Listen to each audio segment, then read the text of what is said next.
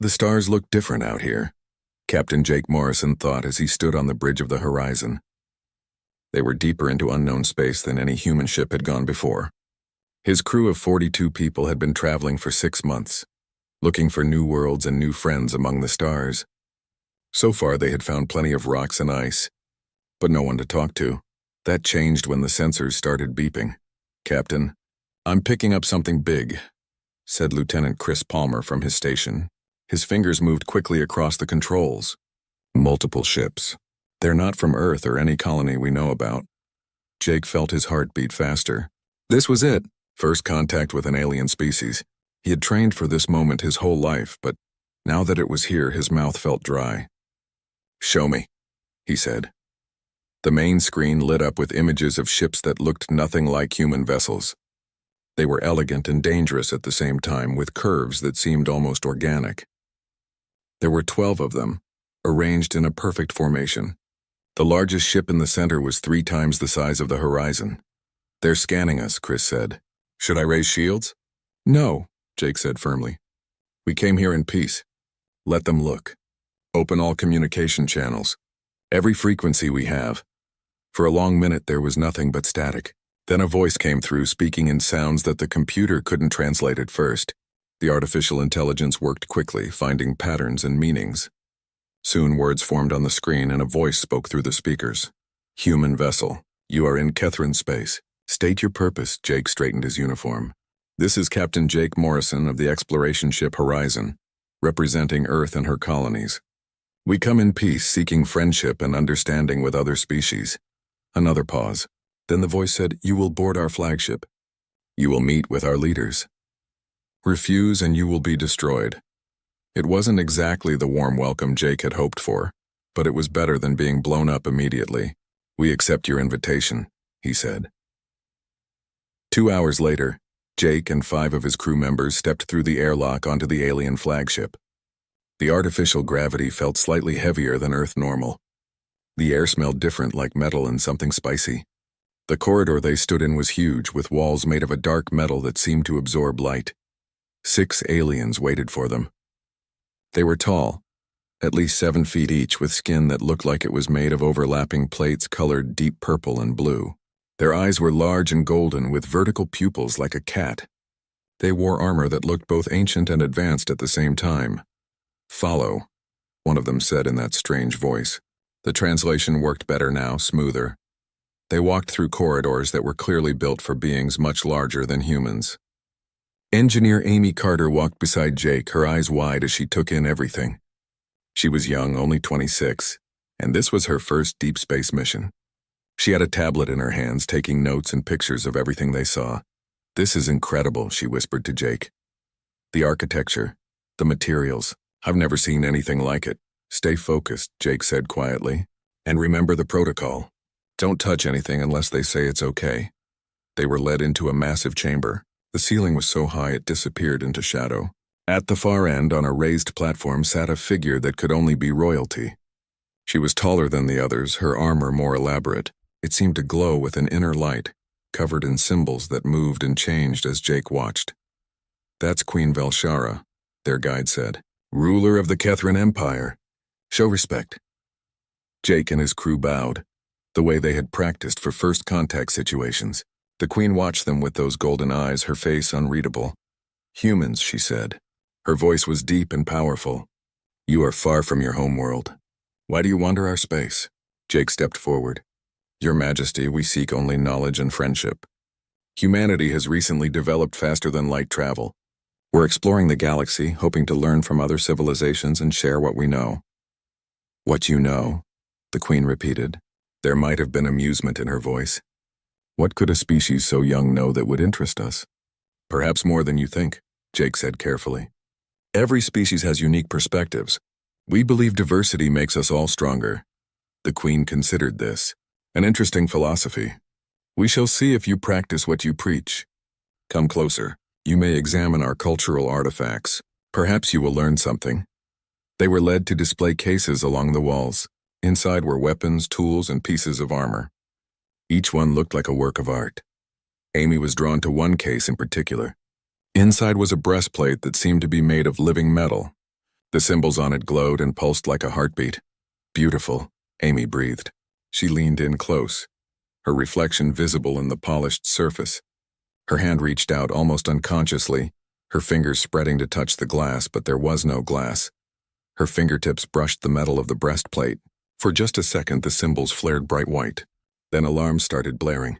The Kethrin guards moved with incredible speed, grabbing Amy and pulling her back. She stumbled, confused and frightened. "What did I do?" she gasped. The queen rose from her throne. The temperature in the room seemed to drop. Every Kethrin in the chamber had their hand on their weapon. The queen's voice was no longer calm and curious. It was cold as ice and hard as stone. "Who dared touch my armor?" she demanded. "Who violated the sacred bond?" Jake stepped in front of Amy. "Your Majesty, please." It was an accident. She didn't know. "Ignorance is no excuse," the queen said. She walked down from her platform, each step echoing in the silent chamber.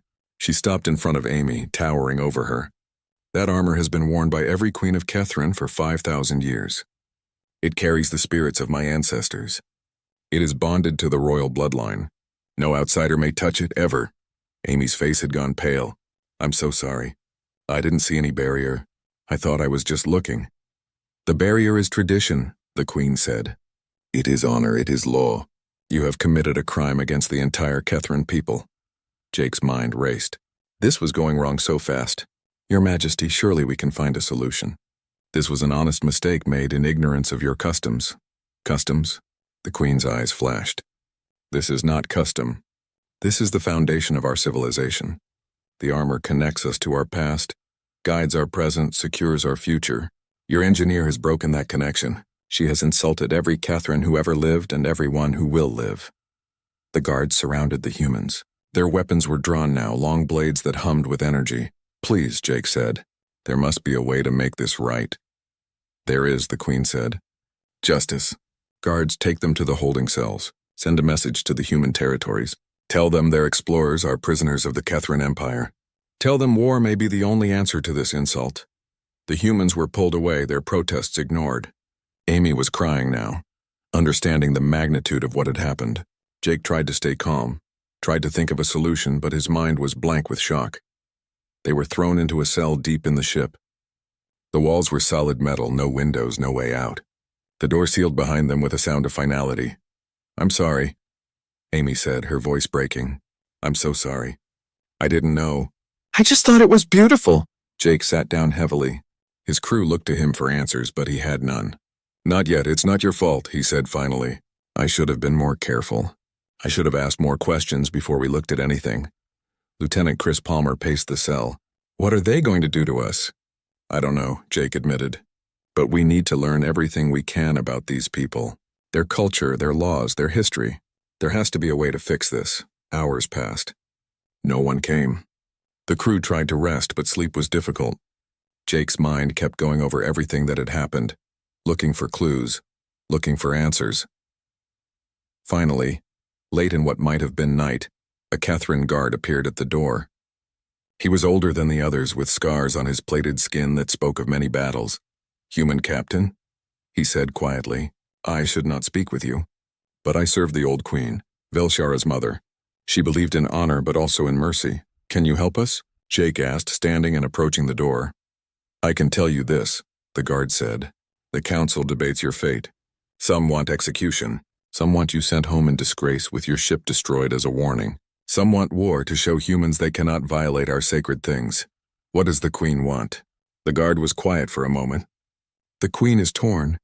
She is angry, rightfully so, but she is also curious about you humans. She has studied the records of your transmissions. Your species interests her. Is there any way to apologize? Any ritual or ceremony?" The guard looked around, making sure no one else was listening. "There is one way, an ancient tradition rarely used. It is called the Rite of Atonement. It allows one who has committed a grave offense to offer themselves in service, to prove their worth and their remorse." "How does it work?" "That is all I can tell you," the guard said. "To know more, you would need to ask the queen herself. But be warned, human, the rite is not easy. Many who attempt it fail, and failure means death." The guard disappeared back into the shadows, leaving Jake with a tiny. The cell was cold and Jake couldn't sleep. He sat against the metal wall, watching his crew try to rest. Amy had finally stopped crying and dozed off in the corner. Chris was awake too, staring at the ceiling with worried eyes. The others had managed to find some uncomfortable sleep. Jake's mind kept going back to what the guard had said. The rite of atonement. It sounded like their only chance, but the guard had made it clear how dangerous it was. Many who tried it failed, and failure meant death. He couldn't ask his crew to take that risk. But as captain, the responsibility was his anyway. The problem was that he didn't know anything about this rite. He didn't know what it involved or how to begin it. All he knew was that the Kethrans valued honor above everything else, and somehow they had violated that honor in the worst possible way. Morning came, or what Jake assumed was morning. There were no windows in the cell, no way to tell time. A different guard brought them food and water. The meal was strange but edible, some kind of grain mixed with what tasted like vegetables. Jake ate mechanically, his mind elsewhere. "Captain," Amy said quietly. She looked terrible, her eyes red from crying. "What's going to happen to us?" "I don't know yet," Jake said honestly. "But I'm working on it. This is my fault. I should turn myself in. Maybe if they punish just me, they'll let the rest of you go." Jake shook his head. "That's not how this works. I'm the captain. Everything that happens on this mission is my responsibility. That includes your actions. But I'm the one who touched the armor, and I'm the one who allowed us to be in that room without fully understanding their customs. No, Amy, if anyone faces punishment, it's me." The hours dragged by. Jake tried to remember everything he knew about honor cultures from Earth's history. He thought about the samurai of Japan, the knights of medieval Europe, the warrior traditions of various African and Native American peoples. All of them had complex codes about respect, duty, and making things right when honor was violated. The key, he realized, was that honor wasn't just about rules. It was about showing you understood why those rules mattered. It was about proving you respected the values behind them. That afternoon, the older guard returned. He slipped into the cell quickly when the door opened, making sure no one saw him enter. "Human captain," he said in a low voice. "I am taking a great risk speaking with you. My name is Korvan. I served 3 queens before Velshara. I have seen much in my long life. Why are you helping us?" Jake asked. "Because I believe the Kethran Empire can learn from your people, just as you can learn from us, and because I do not wish to see war over a misunderstanding." Korvan settled against the wall. "You asked about the rite of atonement. I will tell you what I know, but you must understand how serious this is." "I understand. The armor your engineer touched is not simply a decoration or even just a symbol of power. It is a living connection to the past. When a new queen is crowned, she puts on that armor and she can feel the presence of every queen who wore it before. She can draw on their wisdom, their strength, their memories. It guides her decisions. It connects our entire history into one continuous stream." Jake felt his stomach sink. This was so much worse than he had imagined. "So when Amy touched it," she interrupted that connection. The armor registered her touch as an intrusion. For a moment, all those ancestral voices went silent. Queen Velshara felt that silence. Every Kethran who is psychically bonded to the royal line felt it. It was like a death, or worse than death. It was like erasing history. Amy had been listening. She made a small sound of horror and covered her face with her hands. "But the connection was restored?" Jake asked. "Yes, within moments. But the violation occurred. That cannot be undone." Korvan looked at Jake with something that might have been sympathy. "Now you understand why the Queen's anger is so great. This is not about a broken rule. This is about a wound to the soul of our people." Jake nodded slowly. "Tell me about the rite of atonement."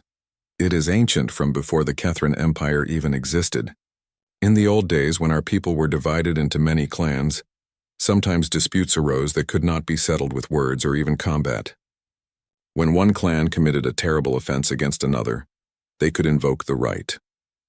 The offender would offer themselves completely to the offended party to prove through actions that they understood the harm they caused and wished to make it right." "What kind of actions?" "That is decided by the one who was harmed. Sometimes it involves trials of strength, sometimes trials of wisdom, sometimes trials of endurance or sacrifice. The point is to demonstrate genuine understanding and genuine change. Has anyone from outside the Kethran species ever attempted this rite? No, you would be the first. That is part of why it is so dangerous. The Queen could set any challenge she wishes, knowing you are alien and unfamiliar with our ways. Jake thought about this for a long moment. His crew was watching him now, all of them awake and listening.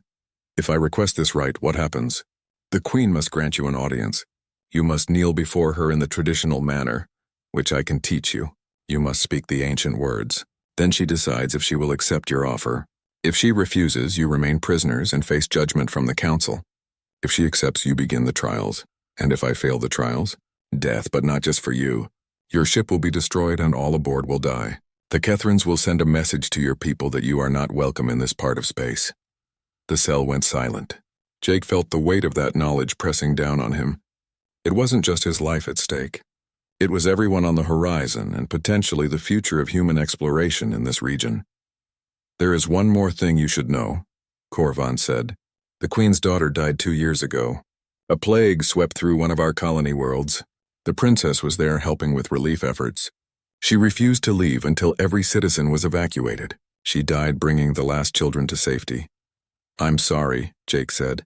The Queen has been different since then. Harder. Less willing to show mercy. She wears the armor every day now, seeking counsel from her ancestors, trying to find wisdom in her grief. When your engineer touched the armor, she interrupted that communion. She silenced the voices the Queen desperately needs to hear, including the voice of her own daughter, whose essence was just added to the armor's bond. Jake closed his eyes. This situation was even more complicated than he had thought. The Queen wasn't just angry about tradition being violated. She was grieving, and Amy had inadvertently struck at her in her most vulnerable moment. Thank you for telling me this, Jake said. All of it. What will you do? I'll request the right of atonement. I'll do whatever it takes to make this right. Korvan studied him for a long moment. You are brave, human. Perhaps foolish, but brave, very well. I will teach you the proper way to kneel and the words you must say. Listen carefully. You will only get one chance. For the next hour, Korvan instructed Jake in the details of the ancient ritual. The kneeling position was specific and difficult, requiring flexibility Jake wasn't sure he had. His knees had to touch the ground with his feet flat. Then he had to lean forward until his forehead touched the floor, with his arms extended forward and palms up in a gesture of complete submission. The words were in the old Kethran language, which the translation computer couldn't help with. Jake had to memorize them phonetically. They roughly translated to, I have caused harm. I offer myself completely. Judge my worth and find me wanting or worthy. My life is yours to command. Jake practiced until his knees ached and his back protested. Korvan corrected his pronunciation again and again until finally he nodded with approval. That will do, the old guard said. I will request an audience with the Queen on your behalf. She may refuse. She may have you executed immediately for your boldness, but I think she will at least hear you out. She is curious about humans even in her anger. Why is she curious? Because you are new. Because you are different. Because in 5,000 years of Kethran history, we have met many species but few that show the kind of determination and adaptability your people seem to possess. The Queen studies your broadcasts, your history, your art. She finds you fascinating and frustrating in equal measure. Korvan stood to leave. I will return with her answer. Prepare yourself, Captain. What comes next will test everything you are. After he left, Chris came to sit beside Jake. Are you sure about this? You're betting all of our lives. I don't see another option, Jake said. If we do nothing, they'll execute us anyway or start a war with Earth. At least this way we have a chance. What do you need from us? Information. Everything we can remember or figure out about Kethran culture. Their values, their history, what matters to them. If I'm going to prove humanity's worth, I need to show them we're capable of understanding, of learning, of respecting things that are important to others even if they're different from us. The crew spent the rest of the day sharing everything they had observed or overheard. Amy had taken detailed notes on the architecture and design of the ship. Chris had been analyzing their language patterns. Others had noticed small details about Kethran behavior, body language, social interactions. A picture began to emerge. The Kethrans valued honor, loyalty, and tradition, but they also valued strength and courage. They respected. The guards came for Jake at dawn. They didn't speak as they led him through the corridors of the massive ship. Other Kethrans stopped to watch as he passed, their golden eyes following his every step. Word had spread about what was going to happen. The human was either very brave or very stupid. Most thought it was the latter. Jake focused on breathing steadily and keeping his expression calm. Inside, his heart hammered against his ribs. He had spent the entire night going over what he would say and do. He had practiced the kneeling position until his muscles screamed. He had repeated the ancient words until they felt natural on his tongue. But now, walking toward the throne room, he felt small and afraid.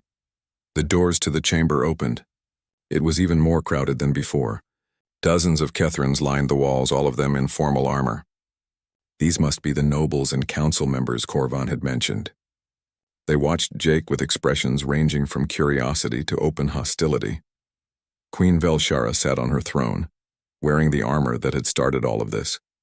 It seemed to glow brighter today, the symbols moving faster across its surface. Her face was carved from stone, showing nothing. Jake was led to the center of the room and left there. The doors opened again and his crew was brought in, surrounded by guards. They looked scared but tried to stay strong. Amy's eyes were red and swollen. She had been crying again. "Captain Jake Morrison of Earth," the Queen's voice rang out. "You requested this audience. Speak. This was it." Jake had one chance to get this right. He thought about everything Korvan had taught him, everything he had learned about Kethran culture and everything that had led them to this moment. Then he thought about what made humans different from other species. What was humanity's greatest strength? It wasn't physical power. Humans were weak compared to many species. It wasn't technology, though they were clever. It wasn't even courage, though humans could be brave when needed. No, humanity's greatest strength was its ability to understand others, to learn, to adapt, to see things from different perspectives and to genuinely care about the experiences of others. Jake stepped forward and began to speak. His voice was steady, though his hands trembled slightly. "Your Majesty, I come before you not to make excuses. I come not to plead for mercy based on ignorance. I come to acknowledge the terrible harm that was done and to offer the only thing I can offer that has any meaning. Myself." He paused, letting his words settle in the silent chamber. "Since arriving here, I have learned about the sacred armor. I have learned what it means to your people. It is not just metal and ceremony. It is the living history of your entire civilization. It is the voice of wisdom passed down through generations. It is the bond that connects every Kethran to their past and guides them to their future." Jake saw slight surprise on some of the faces around the room. They hadn't expected a human to understand this. My crew member, Engineer Amy Carter, touched that armor without permission. She interrupted the sacred connection. She caused pain to every Kethran, but especially to you, Your Majesty. And for that, there can be no simple apology. Words are not enough. Only actions can demonstrate true understanding and true remorse. He turned slightly to look at his crew, then back at the Queen. "I am the captain. Everything my crew does is my responsibility. I led them into this situation. I failed to ensure they understood the depth of respect required in your presence. So I stand here not as their representative, but as the one who bears the weight of this offense." Jake took a deep breath. This was the moment. He had to get every detail right. "Your Majesty, I invoke the ancient rite of atonement. I offer myself to prove humanity's worth. I offer my life to demonstrate that we are capable of understanding, of learning, of respecting what others hold sacred." Gasps echoed through the chamber. Several council members spoke quickly to each other in their own language. The Queen's expression didn't change, but her eyes narrowed slightly. "You know of the rite?" she asked. "I have learned of it, Your Majesty. I know it is ancient and sacred. I know it is dangerous and that many who attempt it fail. I know that failure means death for me and all my crew. But I also know it is the only path that shows true understanding of what we have done." How did a human learn of this? The rite has not been invoked in 300 years. It is not something we share with outsiders. Jake hesitated, not wanting to get Korvan in trouble. "I spoke with someone who believed that understanding between our peoples was more important than maintaining secrets." The Queen studied him for a long moment. Then she said, "If you know of the rite, then you know what you must do to invoke it properly. Words alone are not enough. This was it." Jake stepped forward until he was directly in front of the throne platform. Then carefully he began to kneel in the traditional Kethran manner. It was harder than he remembered from practice. His knees protested as they touched the cold floor. He spread his feet flat as Korvan had shown him, feeling his thigh muscles strain. Then he leaned forward, extending his arms with palms facing up. and lowered his forehead to the floor. The position was incredibly uncomfortable and left him completely vulnerable. He couldn't see anything except the floor. He couldn't defend himself. He was offering absolute submission. The chamber fell completely silent. Even the whispered conversation stopped. Jake spoke the ancient words, his pronunciation careful and precise. Velkas Morthen, Sharval Kenthra, Morthas Velshin Kothran, Fel Morkas than Surval. I have caused harm. I offer myself completely. Judge my worth and find me wanting or worthy. My life is yours to command. The silence stretched on. Jake's back began to ache from the position, but he didn't move. He barely breathed. Everything depended on the next few moments.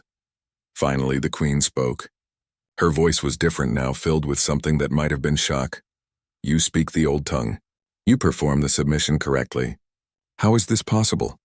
Because my people's greatest strength is our ability to learn, Your Majesty. To understand. To respect. Even when we fail at first, we are capable of recognizing our failures and striving to do better. Stand, the Queen commanded. Jake carefully rose to his feet. His knees complained and his back was stiff, but he managed to stand straight and meet the Queen's gaze. Velshara had stood from her throne and descended the steps. She circled Jake slowly, examining him like a warrior might examine a potential opponent. I am impressed, she admitted, and confused. No outsider has ever known of the rite, much less performed it. No one has invoked it in my lifetime or my mother's lifetime.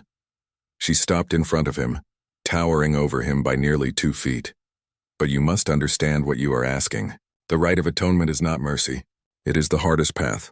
You will face trials that will test every aspect of what it means to be worthy. Strength, wisdom, understanding, sacrifice. If you fail even one trial, you and all your crew will die. Your ship will be destroyed, and humanity will be marked as unworthy of Kethran friendship. I understand, Your Majesty. Do you? Her golden eyes bore into his. Your species is young. You have barely left your home world. You know nothing of the dangers and challenges of this galaxy. You know nothing of what it takes to survive out here, where power and honor are the only currencies that matter. Then let me prove that humanity can learn those lessons, Jake said. Let me show you that we are more than curious children stumbling through space.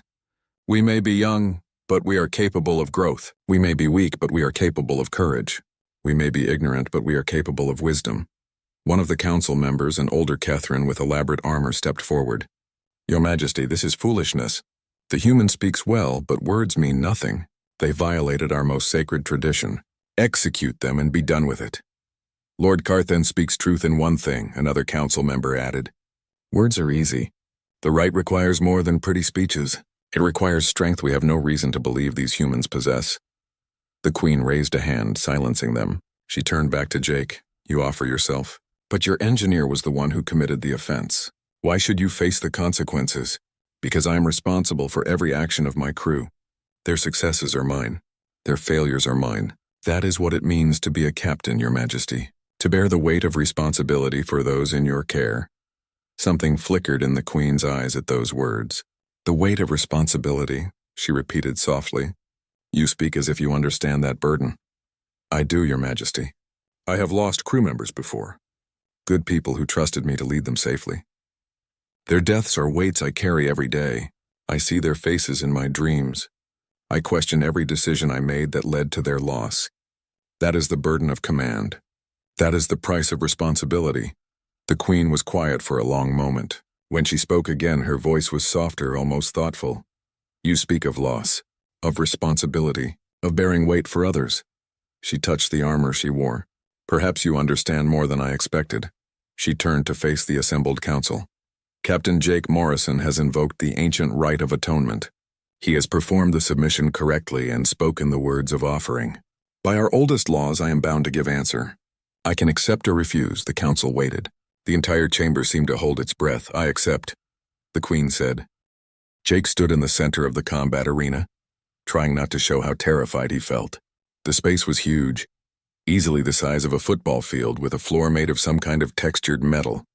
Balconies rose on all sides, filled with Kethrans who had come to watch the human fail. Their voices echoed off the walls, a constant rumble of conversation and speculation. He wore simple combat clothes that the Kethrans had provided. They fit poorly, made for someone much larger than him. His crew sat in one section of the balcony surrounded by guards. Amy looked sick with worry. Chris was trying to appear confident but failing. Corvin had visited Jake earlier that morning. The old guard had brought what help he could, which wasn't much. "The champion will be faster and stronger than you," Corvin had said. "Do not try to match their power. You will lose instantly. Your only advantage is that you are different. You think differently. You move differently. Use that. Any other advice?" Jake had asked. "Yes, remember that this is not about winning. It is about proving your worth. Show courage. Show intelligence. Show that humans are resourceful and determined. Even in defeat, you can earn respect." Now standing in the arena, Jake repeated those words to himself. This wasn't about winning. It was about showing what humans were capable of. It was about proving that humanity deserved a place among the stars. The crowd noise suddenly dropped. Queen Velshara entered the royal box, the sacred armor gleaming. She raised one hand and complete silence fell. "Let the first trial begin," she announced. "Captain Jake Morrison of Earth faces Talvin, champion of the Royal Guard. The combat continues until one fighter yields or cannot continue. No weapons. No killing. Only honor." A door on the opposite side of the arena opened. The champion walked out and Jake's heart sank. Talvin was enormous even by Kethran standards, at least 8 feet tall with muscles that looked like they were carved from stone. Scars covered his plated skin. His golden eyes fixed on Jake with the intensity of a predator spotting prey. The champion reached the center of the arena and bowed slightly to the queen. Then he turned to Jake and spoke in that deep, resonant voice. "Human, I have fought for 30 years. I have won 412 combat trials. I have never lost. Today will not be the day that changes."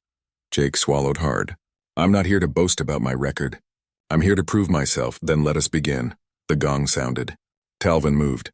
Jake had expected the Kethran to be fast, but this was beyond anything he had imagined. One moment Talvin was 10 feet away, the next he was right in front of Jake, a massive fist driving toward his face.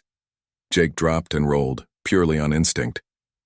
The fist passed through the space where his head had been, close enough that he felt the air move.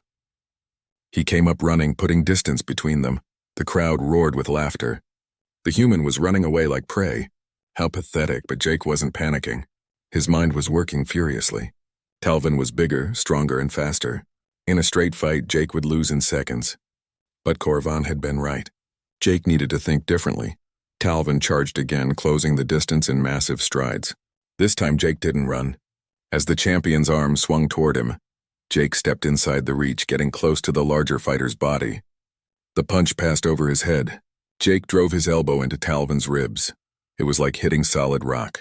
Pain shot up Jake's arm. But the champion grunted, surprised. He hadn't expected the human to move toward him instead of away. Talvin grabbed for Jake, but Jake was already moving, staying close where the longer reach was less useful. He struck again, targeting the same spot on the ribs. Then again. None of the hits were doing real damage, but they were annoying the champion. With a growl of frustration, Talvin swept his arm in a wide arc that caught Jake across the chest and sent him flying. Jake hit the ground hard, sliding across the metal floor. The wind was knocked out of him and his chest felt like it was on fire. He forced himself to stand. His vision swam for a moment, but he shook it off. The crowd had gone quieter. The laughter had stopped. "Interesting," Talvin said. "You are small and weak, but you are clever. You use your size against me. I use what advantages I have," Jake managed to say. They circled each other. Jake's mind raced. Getting close had worked once, but Talvin would be ready for it now. He needed a different approach. The champion attacked again, but this time with more caution, keeping his arms closer to his body. Jake feinted left, then dove right, rolling across the floor. As he came up, he was near one of the arena walls. An idea formed. It was risky, maybe stupid, but it was all he had. Jake ran toward the wall and jumped, using it to push off and gain height. He twisted in midair, narrowly avoiding Talvin's grabbing hands, and managed to get behind the champion. Before Talvin could turn, Jake jumped onto his back. The champion roared in surprise and anger. He reached back, trying to grab Jake, but Jake held on with every bit of strength he had. His arms wrapped around Talvin's thick neck, not trying to choke him, but just to hold on. Talvin spun, trying to throw him off. He slammed backward into a wall, crushing Jake between his body and the hard surface.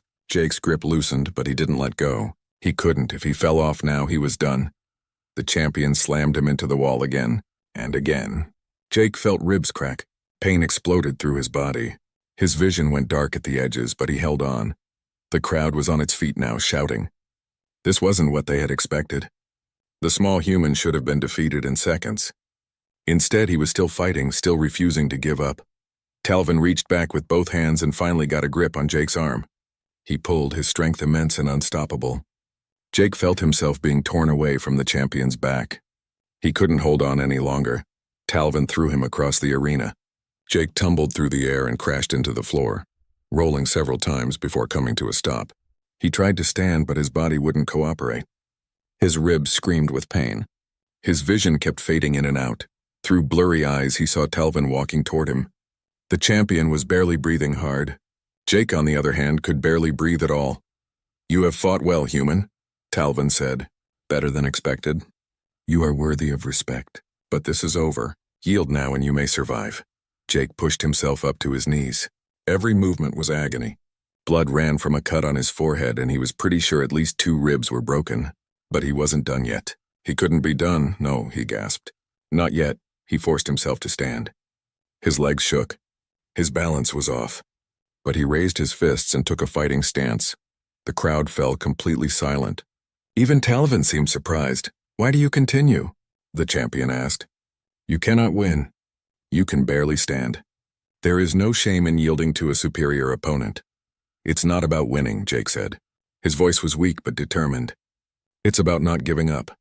It's about showing that humans don't quit even when we should, even when it's hopeless. We keep fighting." Talvin studied him for a long moment. Then, unexpectedly, he smiled. "I understand," the champion said. He bowed deeply, a gesture of real respect. "You have proven your courage, Captain Jake Morrison. You have nothing left to prove to me." He turned to face the royal box and raised his voice. "Your Majesty, I declare this trial complete. The human has shown courage beyond his physical limitations. He has earned honor in defeat." Queen Velshara stood. She looked at Jake, still barely able to stand, still refusing to fall. Something in her expression softened just slightly. "The first trial is complete," she announced. "Captain Morrison is not one, but he has proven that humans possess courage and determination. He has shown that your species does not yield easily. This is worthy of note." She gestured and medics rushed into the arena. They helped Jake down to the floor, checking his injuries. 2 broken ribs, multiple bruises, and a concussion. They gave him something for the pain and began wrapping his ribs. His crew was allowed to come down from the balcony. Amy reached him first, tears streaming down her face. "That was insane," she said. "You could have been killed." "But I wasn't," Jake said. He tried to smile, but it turned into a wince of pain. 1 trial down. 2 to go. Chris knelt beside him. "Can you really continue?" "You can barely move." "I'll heal." The medic said. "Nothing is permanently damaged. I just need rest." Corvan appeared, pushing through the crowd. He looked at Jake with something that might have been pride. "You did well, human captain. Very well. The crowd expected you to yield immediately or be knocked unconscious in seconds. Instead, you fought with intelligence and heart. You have earned the respect of many here today, including Talvin himself.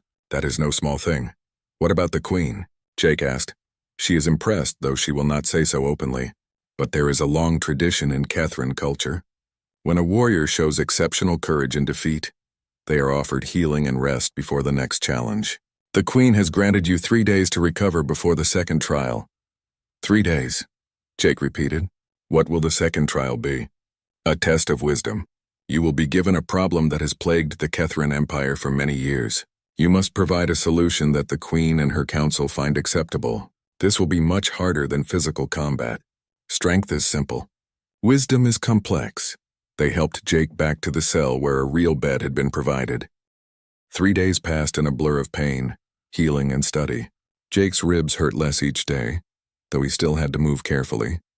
The Catherine medics were good at their work. They had given him medicines that helped his bones heal faster than would have been possible on Earth.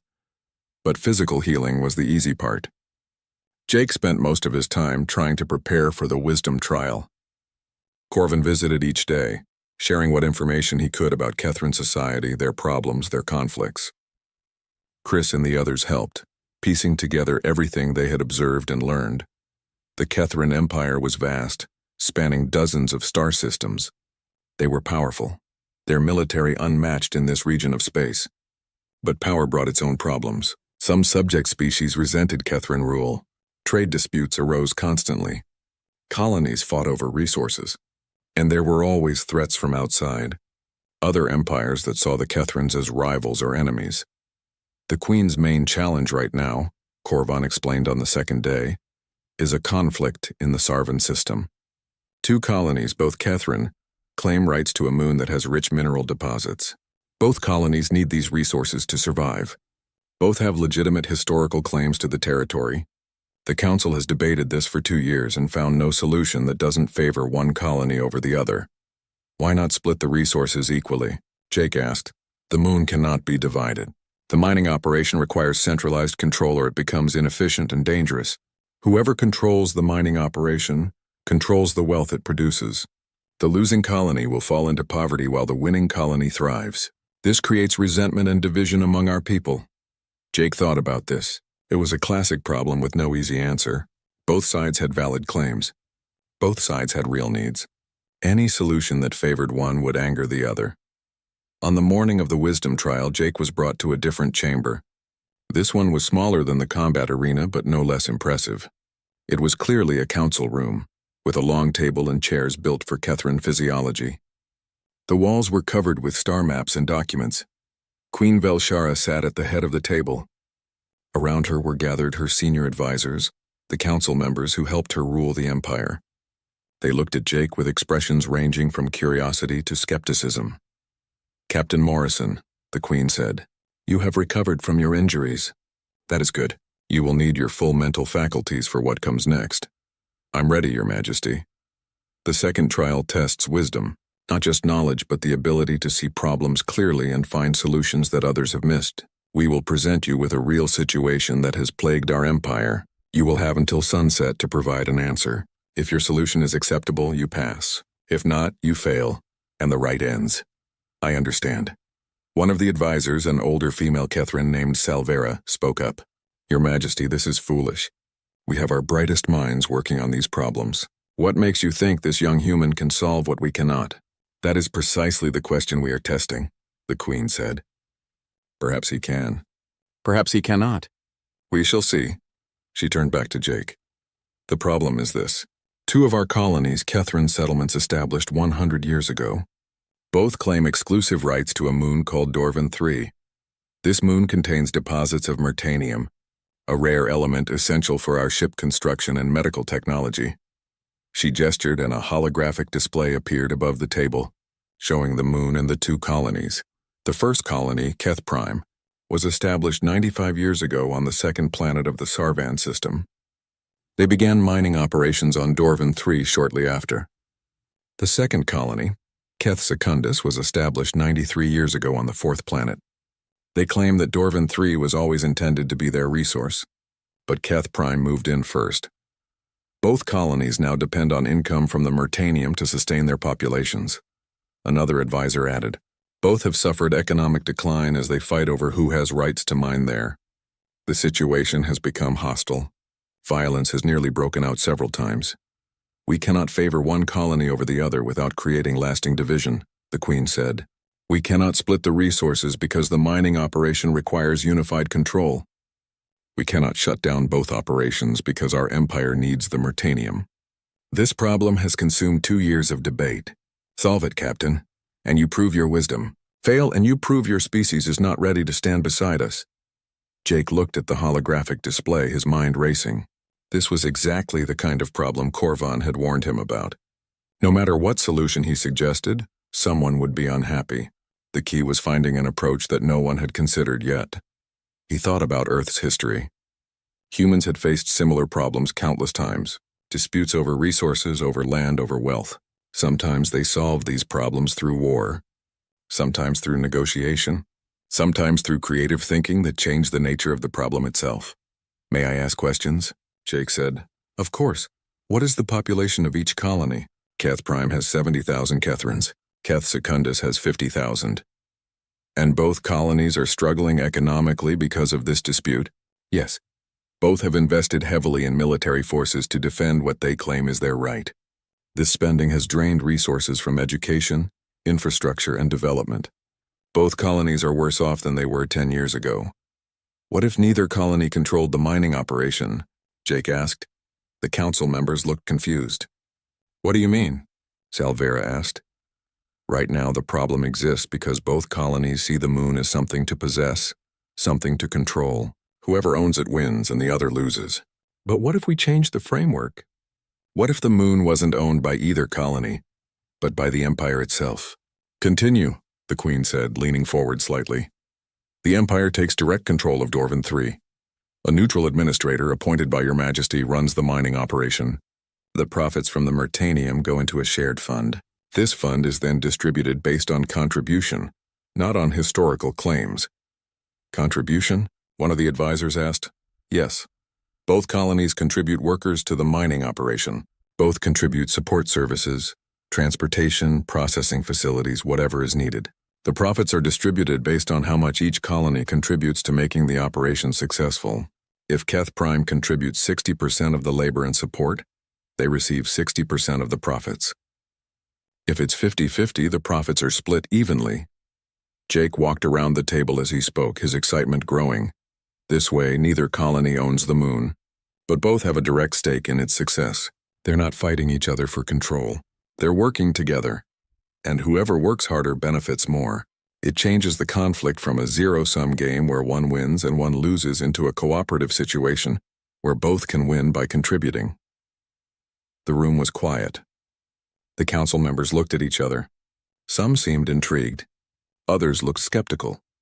What prevents one colony from contributing more simply to take a larger share? Salvera asked. Nothing, and that's the point. If Keth Prime wants more of the profits, they contribute more. If Keth Secundus wants to match them, they contribute equally. The competition becomes about who can contribute most effectively, not who can claim the strongest historical right. Over time, as both colonies work together on this project, the hostility should decrease. They become partners instead of rivals. And the neutral administrator, the Queen asked, should be someone respected by both colonies, perhaps someone from your royal guard, someone with no ties to either settlement. Their job is to ensure fair accounting of contributions and fair distribution of profits. They report directly to Your Majesty, so neither colony can claim favoritism. Another long silence. Then Lord Carthan, the advisor who had argued for Jake's execution, spoke up. It is an interesting idea, unconventional. It goes against our tradition of territorial claims, but I see no obvious flaw in the logic. It requires both colonies to trust the system, Salvera pointed out. Trust that the accounting will be fair. Trust that the administrator will not favor one over the other.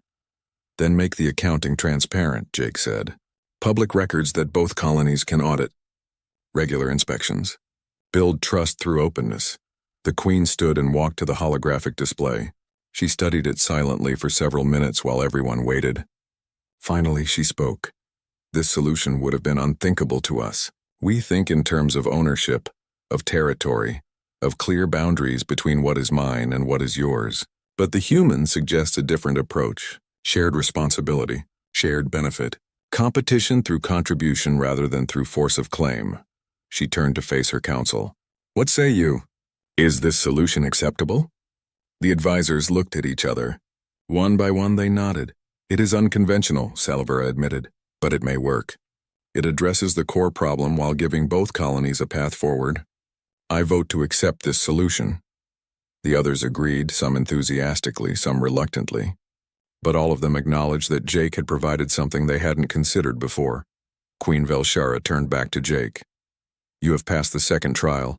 Your solution is not perfect and implementation will be challenging. But the transport took Jake to the surface of a planet he hadn't seen before. It was beautiful in a harsh way, with red rocks and purple vegetation under a sky that shifted between orange and pink. Queen Velshara accompanied him, along with several guards and advisors. No one spoke during the journey. They landed near a structure made of the same dark metal as the flagship. It was massive, built into the side of a mountain with tall spires reaching toward the sky. As they approached on foot, Jake saw symbols carved into the metal. They glowed faintly, pulsing with a rhythm like a heartbeat. This is the memorial of fallen warriors, the Queen said. Her voice was softer than Jake had ever heard it. Here we honor those who gave their lives defending the Kethran people. Every name, every sacrifice, recorded for eternity. They entered through tall doors that opened silently. Inside, the walls were covered in more symbols. Jake realized they were names. Thousands of them, tens of thousands, each one glowing softly in the dim light. Our people have existed for over 5,000 years. The Queen continued as they walked deeper into the memorial. In that time, we have faced many threats, plagues, wars, natural disasters. Each time, warriors stepped forward to protect others, knowing they might not survive. This place remembers them all. They reached a central chamber. It was circular with a domed ceiling that showed a projection of the stars. In the center stood a statue of a Kethran warrior in full armor holding a child. The warrior's face looked tired but peaceful. 2 years ago, the Queen said, and Jake heard the pain in her voice. A plague struck one of our colony worlds. It moved fast, killing within days. We tried to evacuate to save as many as we could, but the ships could only carry so many people at a time. She walked to the statue and placed her hand on it. My daughter, Princess Kelshara, was overseeing the evacuation. She refused to leave while any of our people remained in danger. Trip after trip, she loaded civilians onto ships and sent them to safety. She worked without rest, without sleep. The plague was spreading. We begged her to leave. She refused. The Queen's voice cracked slightly. On the final evacuation run, only children remained. 147 children, orphaned by the plague or separated from their families. Kelshara stayed behind to ensure every child made it onto the ship. She carried the last ones herself when they were too sick to walk. The ship launched just as the plague overwhelmed the colony's life support systems. Jake listened, his heart aching. He could picture it. The chaos, the fear, the children crying, and one person staying calm, staying strong, making sure everyone else got out. She got every child to safety, the Queen said, but she had been exposed to the plague too many times for too many hours. She died 3 days later, despite every medical treatment we could provide. She was 28 years old. She was my only child. She was the future of our people. And she traded her life for 147 children who were not even of royal blood. The Queen turned to face Jake. Her golden eyes shimmered with unshed tears. That is sacrifice, Captain. That is what it means to be Kethran. To put duty above self. To protect others even at the cost of everything. My daughter's essence was added to the royal armor the day she died. When your engineer touched that armor, she interrupted my communion with my daughter's spirit. She silenced the voice I need most to hear. Jake felt the weight of that revelation. This wasn't just about tradition or honor. This was about a mother's grief. About loss so profound it shaped everything the Queen did. Your Majesty, Jake said quietly, I cannot imagine your pain. To lose a child is a horror no parent should face. To lose her while she was doing something so brave and selfless makes it both better and worse. Better because she died a hero. Worse because you know the world needs people like her and now she's gone. The Queen looked surprised that he understood this complexity. Jake continued, his voice gentle. I am not a parent, but I have been a captain. I have lost people under my command. People who trusted me to keep them safe. Their deaths haunt me because I feel responsible, even when I did everything I could, even when they made their own choices. And I wonder if I could have done something different, something better, something that would have saved them. He took a step closer. Your daughter made a choice. She chose to stay. She chose to save those children. You couldn't have stopped her because that's who she was. That's the person you raised her to be. A true leader. Someone who understood that her life had meaning because of how she used it to protect others. The Queen was silent for a long moment. A single tear ran down her plaited cheek. You speak as if you understand, she said. But you are human. Your species is young. What do you know of loss that spans generations? What do you know of carrying the weight of 5,000 years of history? You're right, Jake said. Humans are young compared to Kethrans. Our whole history as a spacefaring species is measured in decades, not millennia. But that doesn't mean we don't understand loss. It doesn't mean we haven't faced pain that felt unbearable. He thought about Earth's history, all the wars and plagues and disasters, all the people who had died, all the parents who had buried children, all the children who had buried parents. My grandmother told me a story once, Jake said. During one of Earth's worst wars, she was a child in a city that was being bombed. Her mother was a doctor. One night, the hospital was hit. Her mother could have run, could have saved herself. But she stayed to help the patients who couldn't move. She died in the collapse. My grandmother was 8 years old. The Queen listened intently. For the rest of her life, my grandmother kept a photo of her mother. She talked about her often, about how brave she was, about how she chose to help others even when it meant her own death. And my grandmother tried to live in a way that honored that sacrifice. She became a teacher. She spent her life helping children because her mother had died helping patients. That's how humans carry our grief. We transform it into purpose.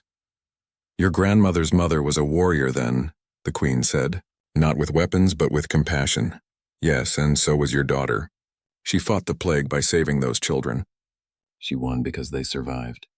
That victory lives on in every one of those 147 children, and in every child they will have. Your daughter's impact ripples forward through time, just like the impact of every queen before you. That's what the armor represents, that continuous thread of sacrifice and purpose. The Queen reached up and touched her armor. You understand more than I expected. You see why this armor is not just metal and symbols. It is memory. It is connection. It is the voice of everyone I have lost, including my daughter, telling me I must continue. I must be strong. I must lead. And you have, Jake said. You've led through your grief. You've made hard decisions. You've protected your people even while your heart was breaking. That's courage of a different kind than physical bravery. That's the courage to keep going when everything inside you wants to stop. The Queen nodded slowly. She looked at Jake for a long time, and something in her expression shifted. The hardness softened. The distance closed. You have passed the third trial, she said finally. You have shown true empathy. You have connected your human experience to Catherine pain. You have proven that despite our different forms, despite our different histories, we are not so different in what matters most. We love, we lose. We carry on because those we lost would want us to. Relief flooded through Jake, but it was mixed with genuine sadness. He had passed the trial, but he had also glimpsed the depths of the Queen's pain. No test could prepare someone for that. Thank you, Your Majesty. Do not thank me yet, Captain. You have passed the 3 trials, yes, but now comes the harder part. Now we must decide what it means that you have proven humanity's worth. The rite of atonement has been completed. The offense has been addressed. But what comes next? They walked back through the memorial together, passing all those glowing names. Jake thought about each one representing a life, a story. People who had mattered to someone. When they emerged into the open air, the Queen stopped and looked at the sky. My advisors want to send you home with our respect, but nothing more. They say humans are too young, too unpredictable. Better to let you develop on your own before we engage in closer relations. What do you think, Your Majesty? I think, she said slowly, that you have shown me something I had forgotten. That wisdom can come from unexpected sources. That the young can teach the old. That different perspectives can solve problems that have stumped us for years. She turned to face him directly. Tell me about your medical technology, Captain. Tell me about human approaches to plague and disease. Jake was surprised by the change of subject. We've made significant advances in the last century. Genetic medicine, nanotechnology, immunology. We've eliminated most of the diseases that used to kill millions. Why do you ask? Because the plague that killed my daughter still exists. It surfaces every few years on different worlds. We have treatments that can slow it, but no cure. Each time it appears, people die. Not as many as before, but still too many. Your people are younger than us. Your medicine developed differently. Perhaps you see angles we have missed. Are you asking for our help? 6 weeks later, Jake stood on the observation deck of the Horizon and watched as a Catherine medical transport docked with the Human Research Station. Inside that transport were samples, data, and 3 Catherine scientists who had agreed to work alongside the human medical team. It was the beginning of something unprecedented. Dr. Peter Lawson, the head of the Horizon's medical staff, was practically vibrating with excitement. He was a short man with gray hair and endless energy for solving medical puzzles. When Jake had first told him about the plague, Peter's eyes had lit up with the kind of enthusiasm only scientists understood. This is incredible, Peter had said, scrolling through the Catherine medical data. Their approach to immunology is completely different from ours.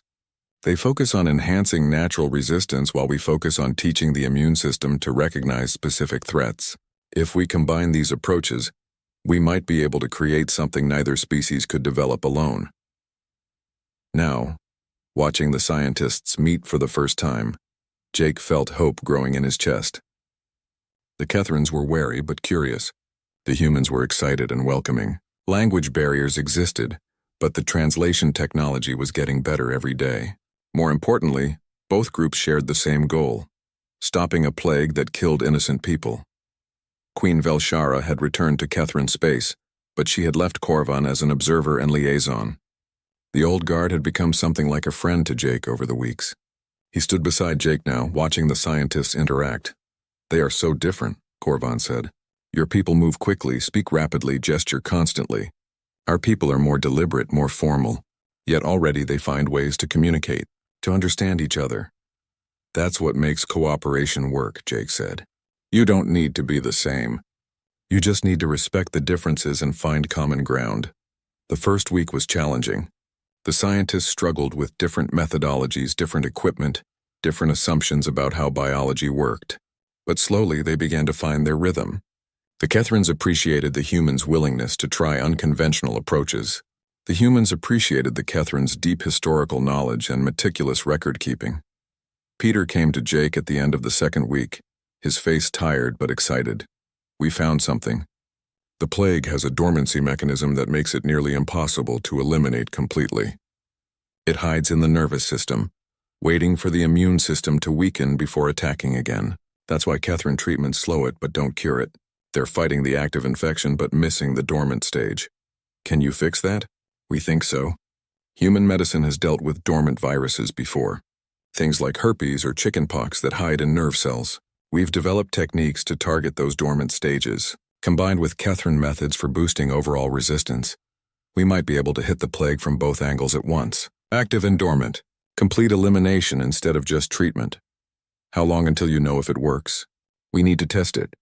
First in the lab, then in controlled trials. If everything goes perfectly, maybe 3 months before we have something we can use on real patients." 3 months felt like an eternity when people were dying. But it was also incredibly fast for developing a new treatment. Jake reported the progress to Queen Velshara, who received the news with cautious optimism. "Your doctor is confident?" she asked over the communication link. "He is, but he's also careful. He won't promise anything until the testing is complete." "Good. False hope is worse than no hope. I will wait for certainty." The work continued. Days turned into weeks. The scientists worked long hours, driven by the knowledge that every day they delayed meant potential deaths if the plague appeared again. The Kethran and human teams grew closer, learning to appreciate each other's strengths. They shared meals, though human food and Kethran food were quite different. They shared stories about their home worlds. They became not just colleagues, but friends. Amy Carter, the engineer whose mistake had started this whole crisis, spent time with the Kethran scientists. She was fascinated by their technology, and they were impressed by her quick understanding of complex systems. One of the Kethrans, a younger scientist named Torvan, taught her about the sacred armor's construction. "It is not just metal," Torvan explained. "It is grown, not built. We use techniques passed down for thousands of years. The metal is alive in a sense, capable of bonding with the wearer's neural patterns. That is why touching it was such a violation. You were touching something that was part of the Queen herself." "I understand now," Amy said quietly. "I wish I had known then. I would never have reached out. But if you had not, would we be here now? Would our peoples be working together? Perhaps your mistake was necessary. Perhaps it was meant to happen so that we could find this path." It was a generous way to look at it, and Amy felt some of her guilt finally ease. 2.5 months after the research began, Peter came to Jake with news. His hands were shaking and tears ran down his face. "It works," he said. "The treatment works. We tested it on samples of the plague in every stage. Dormant, active, everything. It eliminates it completely. No survivors. No hidden reservoirs. It's gone." Jake grabbed Peter's shoulders. "You're sure?" "As sure as we can be without human trials. But the Kethrans have already begun testing on their own volunteers. Individuals who survived the plague but still carry dormant infections. If it works on them, we'll know for certain." The wait for those results was the longest week of Jake's life. He paced the corridors of the horizon. He couldn't eat. He couldn't sleep. Everything depended on this working. Finally, the message came from the Kethran medical facility. All test subjects showed complete elimination of the plague. No dormant infections remained. No side effects. The treatment was safe and effective. Queen Velshara requested an immediate meeting. When her face appeared on the communication screen, Jake saw that she had been crying. For a moment he worried something had gone wrong. Then she spoke. Captain Morrison, Dr. Lawson, your team and our team together have accomplished what we could not do alone. You have created a cure for the plague that killed my daughter and so many others. You have given us a weapon against an enemy we have fought for 20 years. Her voice broke slightly. You cannot give me back my daughter. No medicine can do that. But you have ensured that other parents will not lose their children the way I lost mine. You have honored Kelshara's sacrifice by making sure it was not in vain. For this I owe you a debt that cannot be measured. Your Majesty, Jake said, we didn't do this for debt or obligation. We did it because it was right. Because people were suffering and we could help. That's what friends do. Friends, the Queen repeated. Yes, that is what we are now, is it not? The Kethran Empire and humanity. Friends, allies, partners in making the galaxy a better place. If you'll have us, Your Majesty, I will more than have you. I will stand beside you. I will introduce you to the other powers in this region of space as a species worthy of respect and friendship. I will help you navigate the complexities of galactic politics. And in return, I ask only that you continue to be what you are. Curious, compassionate, willing to help when help is needed. The treaty was signed 3 weeks later. It was a historic occasion. Queen Velshara came to Earth herself, the first Kethran ruler ever to visit humanity's homeworld. She brought an honor guard and several advisors, including Korvan. They toured Earth's capitals, met with human leaders, and marveled at how different Earth was from Kethran worlds. Your planet is so green, the Queen observed as they stood on a hill overlooking a forest. So wet, so full of diverse life. It is beautiful in a way our worlds are not. Different doesn't mean better or worse, Jake said. Just different. That's what makes the galaxy interesting. The formal ceremony took place in front of representatives from both species. The Queen wore her sacred armor, which now had a new addition. A small symbol had been added to the breastplate, designed jointly by human and Kethran artists. It represented the partnership between their peoples and the hope for continued cooperation. As part of the ceremony, Queen Velshara asked Amy Carter to step forward. Amy looked terrified, but she walked to the center of the gathering. Engineer Carter, the Queen said, her voice carrying to everyone present. You made a mistake that nearly caused war between our peoples. You violated our most sacred tradition through ignorance, but your mistake also opened a door that had been closed. It forced us to look at humans not as curious children to be dismissed, but as potential equals to be understood. She held up a small piece of metal that gleamed with the same strange light as her armor. This is a piece of the royal armor, freely given. It carries a small part of the bond, a tiny echo of the voices of our ancestors. I give it to you not as forgiveness for your offense, but as recognition of what followed. You have worked tirelessly these past months to understand our culture. You have befriended our scientists. You have shown genuine remorse and genuine growth. Wear this as a symbol that you are a friend of the Kethran people. Amy took the piece with shaking hands. Tears streamed down her face. Your Majesty, I don't deserve this. Perhaps not. But you have earned it through your actions since that day. That is what matters. Not the mistake, but how you responded to it.